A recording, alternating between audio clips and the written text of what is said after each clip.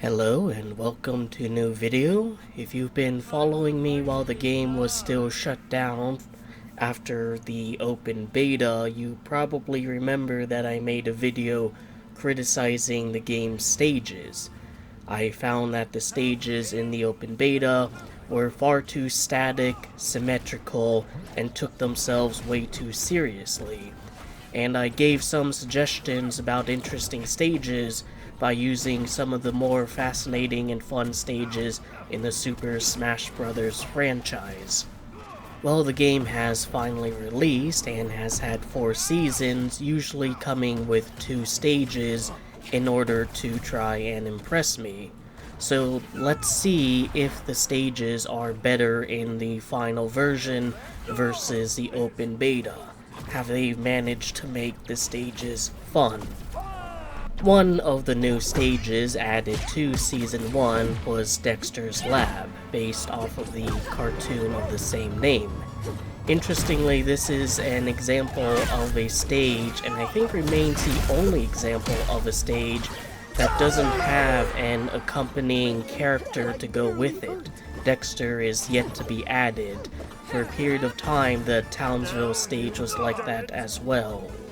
While people were initially excited about it, the side-scrolling nature of the stage has quickly made it the ire of many players, and not long after it was introduced, it was unfortunately removed from rotation and left with just Dexter's Laboratory 2, a comparatively less interesting or fun stage. Now, I actually liked this stage. I thought the side-scrolling wasn't too difficult and was interesting. It was interesting to play around it, try to get people knocked into the zone that the screen is leaving, or even try to be very aggressive and knock them towards the side that the stage is scrolling into. There are also a lot of big gaps, which as a Marvin player makes it very easy to get kills. In addition to the stage scrolling from side to side, there's also lasers, conveyor belts, and tubes you can knock players into. It was a very chaotic stage with a lot of tiny gimmicks.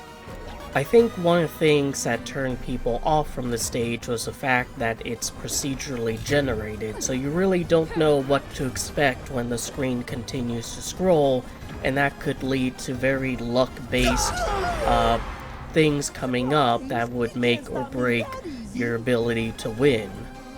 Also, when MultiVersus relaunched, it was in a very messy state, one that made playing on a stage that moves around and has all these little gimmicks more frustrating than fun. But they've since fixed things up to be comparatively better compared to the full launch of the game, the state it was in, and I do think they should bring this stage back in 2v2s. It is in free-for-all, but it comes up far too rare for my liking. That being said, I don't think the game should have another scrolling stage for quite a while, and if it does, maybe have it have a set pattern of things that appear. One of the big criticisms of the open beta was also the music, and the Dexter's Lab stage sports a much more interesting and memorable soundtrack compared to some of the stages from the open beta. They've been playing around with more interesting instruments and soundscapes rather than just the orchestrals that the open beta was littered with.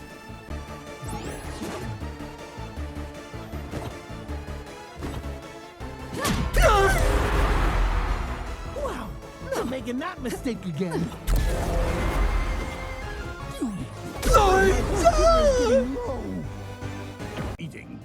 Townsville is another stage introduced in Season 1 and remains one of my favorite stages in the game. It's just an overall very fun stage to play on, with fun gimmicks to play around. While the layout of the stage isn't particularly interesting, it's just a rectangle with Mojo Jojo's ship being a temporary platform you can stand on. The gimmicks that Mojo Jojo brings to the stage is what makes it truly interesting. Periodically, he'll do one of multiple attacks. He can pull out a giant magnet and draw players towards him. He can fire large cartoonish bombs that in turn can be picked up and thrown at enemy players. He can use this Head of Anubis statue that, if hit enough times, will turn a player into a mini rain dog, similar to one of Rick's moves.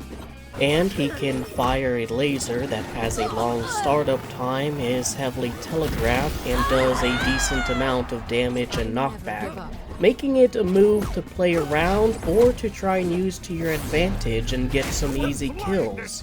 I've seen people complain about it that's too strong, but I've never really found that to be the case. I've never found it to be obnoxious or unfair, especially since it's the rarest of his attacks. The final gimmick is the fact that if you damage his ship enough, he'll destroy one of the sides of the stages. He can destroy both sides over time, making the stage smaller and more chaotic, and his attacks a lot harder to avoid. Now, even though the sides of the stages don't respawn, I don't have an issue with this like I did with the destructible stage elements in the open beta. Mojo Jojo's ship usually gets hit infrequently enough that it tends to be drawn out throughout the match. It's not like the very start of the match, something's destroyed and it's gone. It can usually take until the very end of the match when someone's on match point for the stage to be totally destroyed. The sides of the stage don't get destroyed quite as quickly as the trees in Treefort or the speakers in Cromulons, and since Mojo Jojo will continue to be a threat, there's still something interesting going on. The stage doesn't revert to just an even more boring rectangle to stand on. However, if you really are tired of the funny Powerpuff Girls monkeys usual bullshit, then it is possible to damage his ship enough that he will fly off and disappear. But it's something you'd kind of have to go out of your way to achieve, and something that almost never happens in any normal organic match. If there's one criticism of the stage I have, and this applies to Dexter's Lab as well as an upcoming Water Tower stage I'll talk about later, it's how they handle NPCs in these stages. Mojo Jojo is a silhouette. Miss Bellum at the bottom of the stage can sometimes be seen in the windows, and she's also a silhouette. In Dexter's Lab, Dee Dee can be seen running around, and she is, again, surprise surprise, a tiny, barely noticeable silhouette. I don't know if the devs did this because they were worried that players would be confused, seeing Mojo Jojo and thinking they're him, or if they were concerned that players will think that if he's an NPC in a stage, then he's deconfirmed as a character or possible fighter, but I think overall that was the wrong decision to make. Hell, maybe you can argue Mojo Jojo would have to have like complex animations or something, but Miss Bellum at the very bottom of the stage literally just walks from left to right. Something that in a later stage they will have an NPC doing that they are able to show them. To end on a positive note, I'll say that the soundtrack is once again really nice. It's a nice rendition of the Powerpuff Girls theme song that actually fits a fighting game. It's nice to have in the background while you're kicking various characters' asses. I'm ready for more.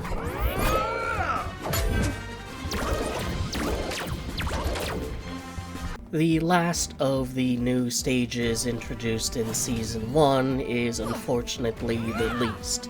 It's the court from Space Jam, but now there's no longer any walls to destroy on the side, and it doesn't extend into the kill zone. It's a rectangle, like many other stages. Like in the other version of the court, you can take a basketball to one of the hoops and do large damage to enemy players and knock the hoops around, but overall it's still just the court, but now its overall structure is more boring. It's more similar to all of the other stages in the game. The background is even the same as the standard court. It's not like we're viewing it from the other side. And I'll say that I kind of prefer the look of the court at night. If there's one thing I think Player First Games does well, it's stages at night. They seem to be really good at like hitting a strong aesthetic with those. Wait, I forgot a stage, and it sure is easy to forget a stage when it's Dexter's Lab 2. The more competitive alternative to Dexter's Lab 1 that became the only Dexter's Lab stage for most of the game's lifespan when the scrolling version was taken out of rotation. Its layout is basically that one WarioWare stage from Smash Bros., but without any interesting gimmicks like that WarioWare stage. It's just another static symmetrical block for people to fight on, but hey, at least the music's still nice and the visuals are interesting.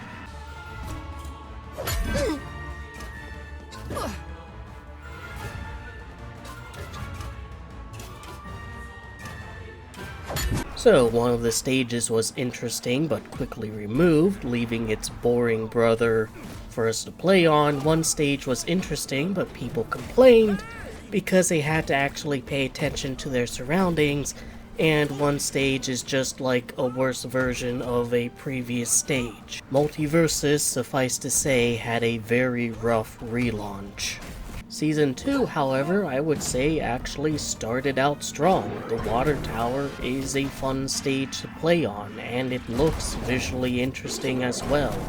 I like the fake movie posters on the bottom of the stage, as well as the implication that the Tree Fort stage is just that, a stage. The Batmobile can also sometimes be seen speeding around in the background. One of the Warner siblings even makes an appearance as a very, very tiny silhouette in a train that no one would be able to spot unless they were looking really hard for him. Yeah, they were still figuring out the whole, like, putting NPCs in a stage thing. Also, I should probably say that I was wrong initially, and this is another example of a stage that doesn't have an accompanying fighter yet. While the Animaniacs certainly is Looney Tunes adjacent, like Space Jam, it's still considered its own franchise, even by the game itself. The stage has two primary gimmicks. One is that when a character is killed, these balloons in the shape of either the brain's head or one of the Warner siblings will rise from the side that a character was killed in. They could be stood on or destroyed, or you just let them go up without any interference. I found that these balloons have actually had a surprising amount of effect on the gameplay. Like, there have been multiple times where I've been knocked to the side and been saved by a balloon, or I've knocked someone to the side and they've been saved by a balloon. The second gimmick, and the more controversial one, is that when you attack the shield on the water tower enough times, it will open up, creating a new barrier that you have to play around, and if you're unlucky enough when it opens, it could knock you, or an opponent, into the kill zone. There's a version of the stage where that door is locked, but I don't like playing on that version of the stage because I actually like the door swinging open and killing people. It's funny, it's goofy, that's what I want from MultiVersus.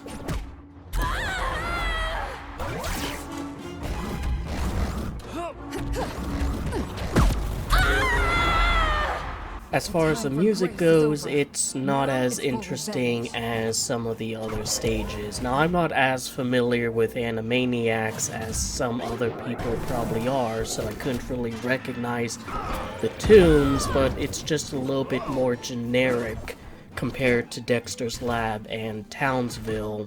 Still, a solid stage, and I like it a lot more than the other stage introduced in Season 2.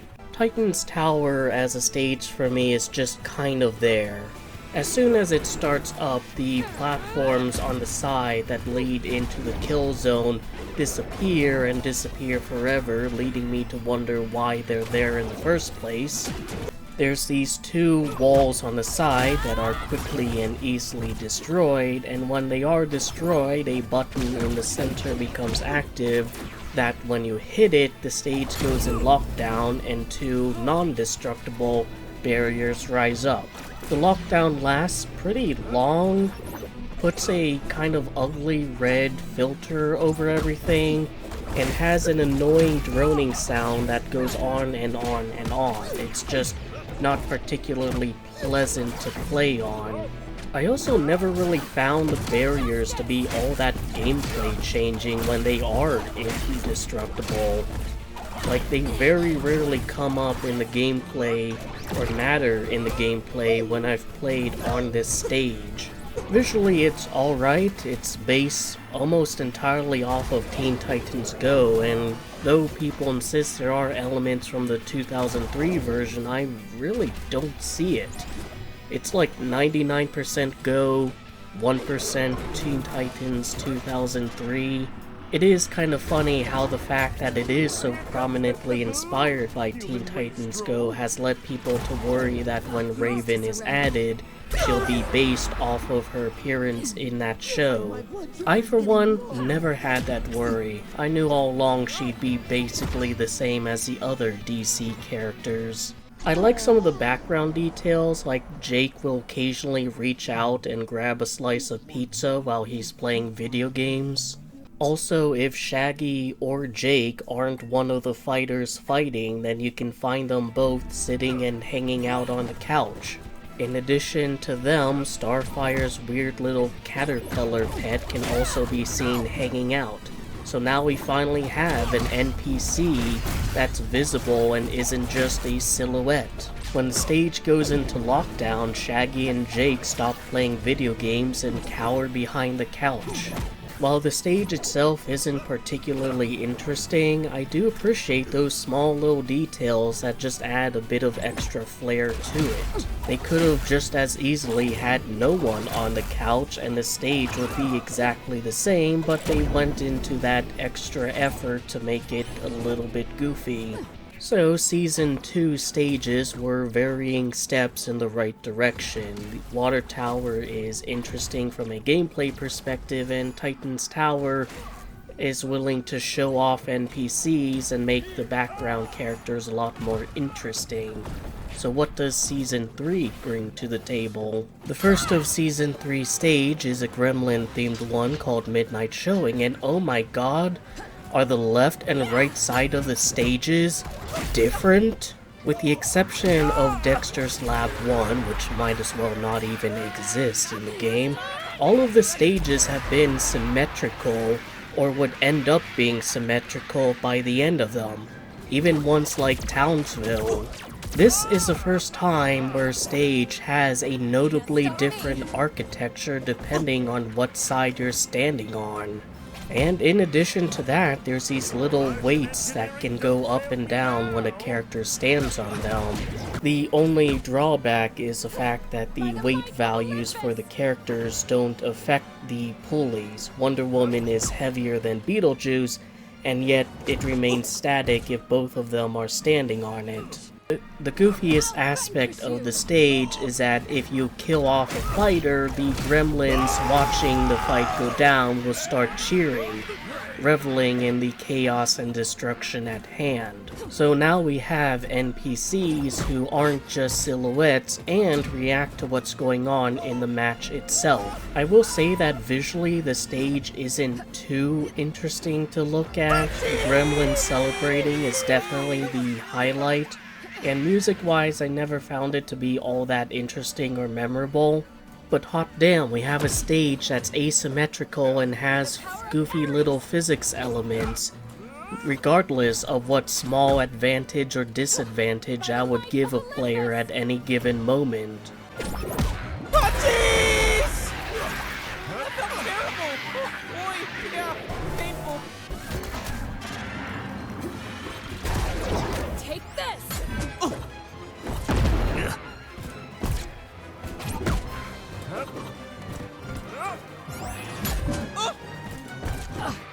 The destroyed version of Townsville is an unfortunately very disappointing follow-up. It is the single most symmetrical and static stage in the entire game, without Mojo Jojo even being there.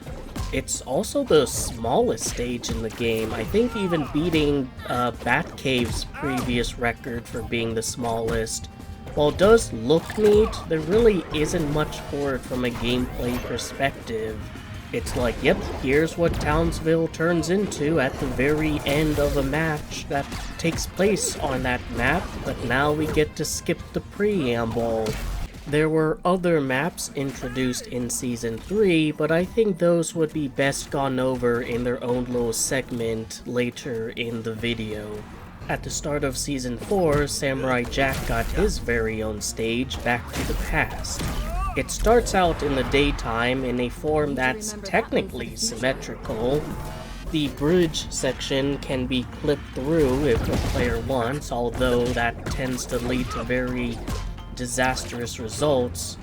However, as the match continues to go on, the stage will change. A kind of screen wipe from one side to the other will take the stage from the past to the future, which introduces new platforms as well as removing the bridge, making the stage truly asymmetrical. It's not the most significant gimmick in the world, but it is at least something unique to the stage. Though I do kind of prefer the future version of it, and I think many players do, because there is a separate version of the stage that just takes place in the future. The music is quite nice, maybe a little bit serene for a fighting game, but does incorporate elements from the Samurai Jack theme quite well.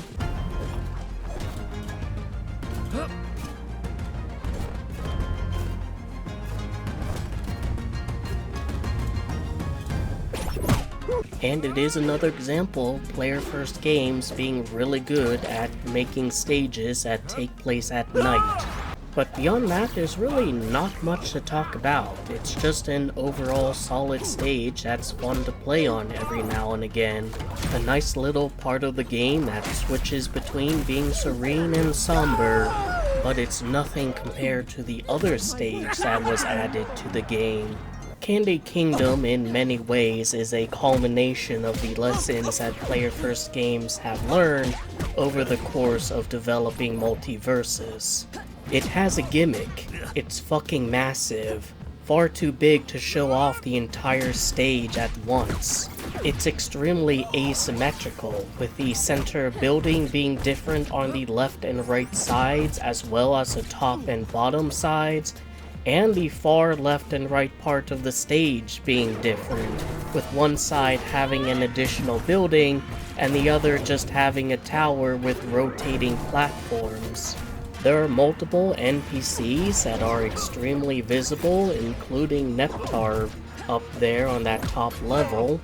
There's even an NPC that moves around inside the lower structure that's not a silhouette. She's completely visible, unlike Miss Bellum in Town Hall. Due to the map being so large, it naturally leads to it being more difficult to kill people or be killed, which in turn can lead to crazier matches as people are knocked around further and further. Being a stage that takes place in the midst of a city, it's also brimming with detail. In fact, there's far more visual spectacle than I think any other stage in all of MultiVersus. The only real complaint I have about the stage is simply the fact that it's an Adventure Time stage, a franchise that already has stage representation, meaning Adventure Time now has 2 stages, and Looney Tunes, as of making this video, has 0. I am aware, however, that it's been leaked that there will be a Bugs Bunny themed stage in the next season, but in addition to it being another Adventure Time stage, there's no new music for it. It's the same theme that plays in Tree Fort.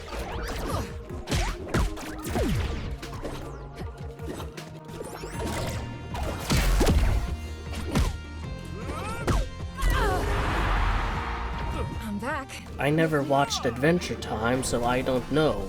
Are there no other pieces of music from the show they could have used as a basis for the soundtrack? Charging. Or, more likely, is this a result of budgetary constraints? Either way, it's something that's very noticeable. I like the fact that these little marshmallow guys serve as a platform, thus making them the most involved NPCs in the game this side of Mojo Jojo. It's overall a good stage, and I have fun playing on it, and that's what matters the most. However, it seems like going forward, Player First Games might have a philosophy of, alright, we've had a fun and goofy stage, now we need a comparatively more boring and competitive-friendly one. There's a second version of Candy Kingdom that has its own unique layout and visuals, which I guess means Adventure Time has, like, arguably 4 stages in the game. The 2 versions of Tree Fort and the 2 versions of Candy Kingdom. How greedy can you get? Not even DC Comics, which has the most franchise representation in terms of characters, has that many stages. But yeah, there's not too much to talk about because it's another stage that's completely symmetrical, with maybe the exception of the rotating platforms on the sides.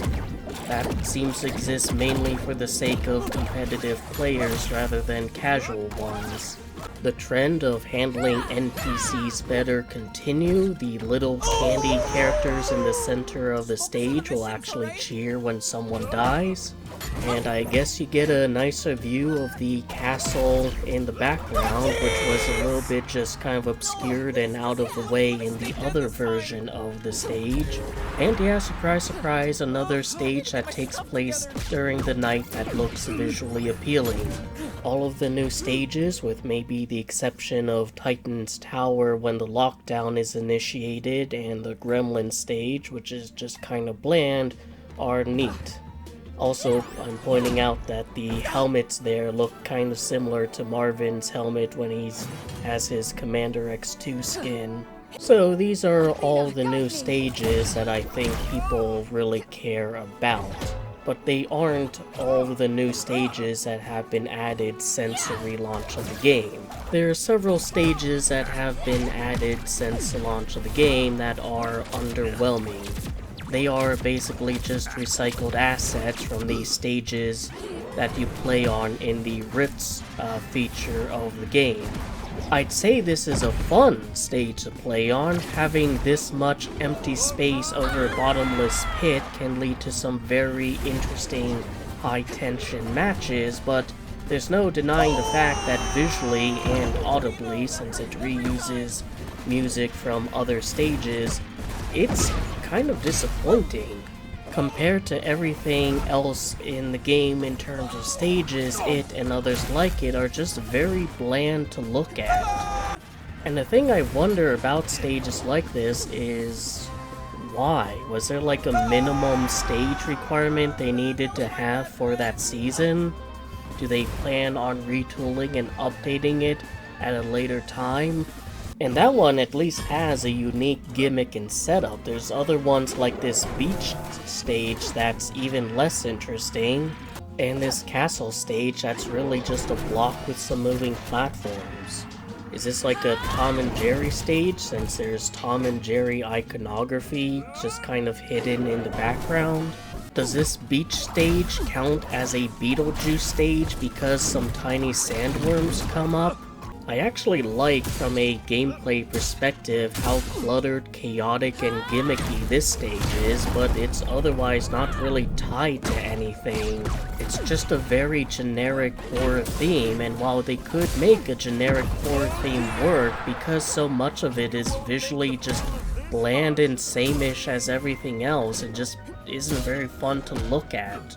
I'm not against them making stages that aren't tied to like any franchise in the game. Not everything has to be a Looney Tunes, and especially not an Adventure Time stage, but visually these are just really dull, and audibly you're just reminded of a much more interesting stage to listen to see. these stages can be in the game, but I wouldn't mind if they went back and like kind of updated them visually just to be more interesting.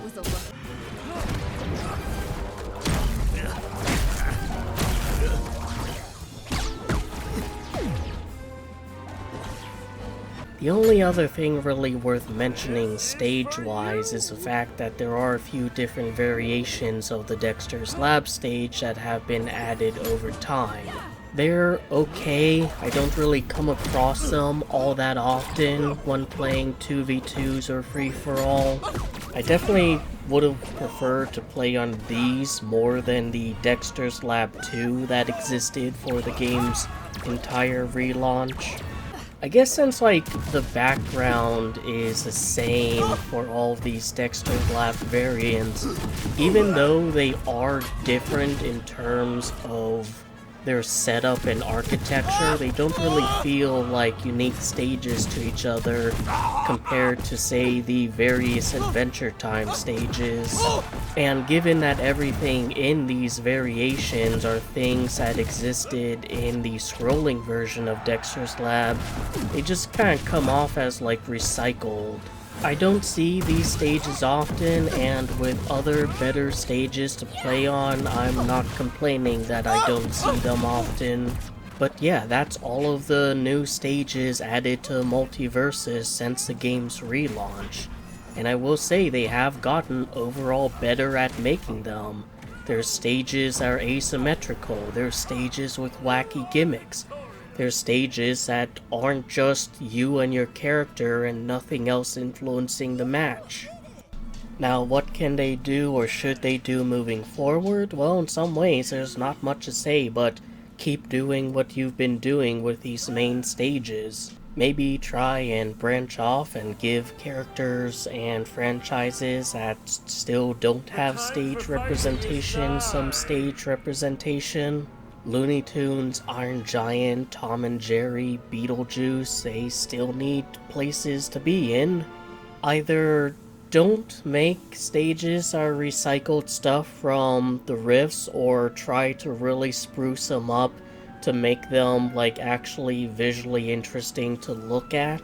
There's so many things you can do even with a generic setting like space or a beach or a horror area that those stages lack. I'd love if you continue the trend of having various NPCs in the background reacting to what goes on during the match.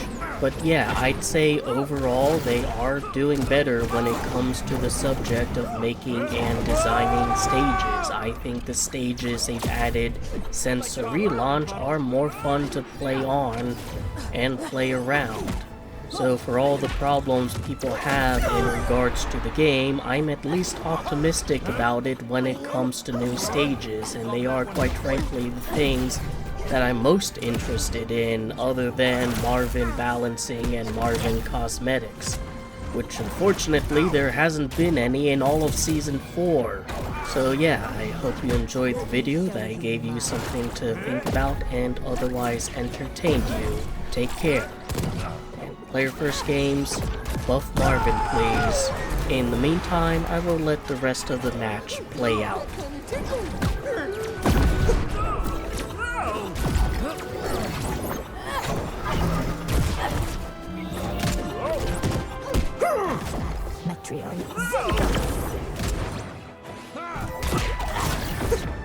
Suck it!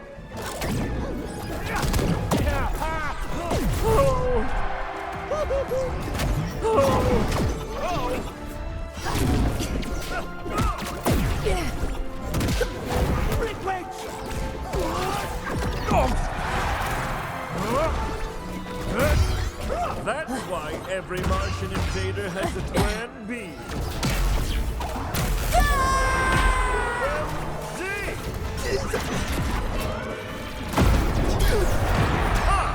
You are victorious! Let's go! That's all, folks.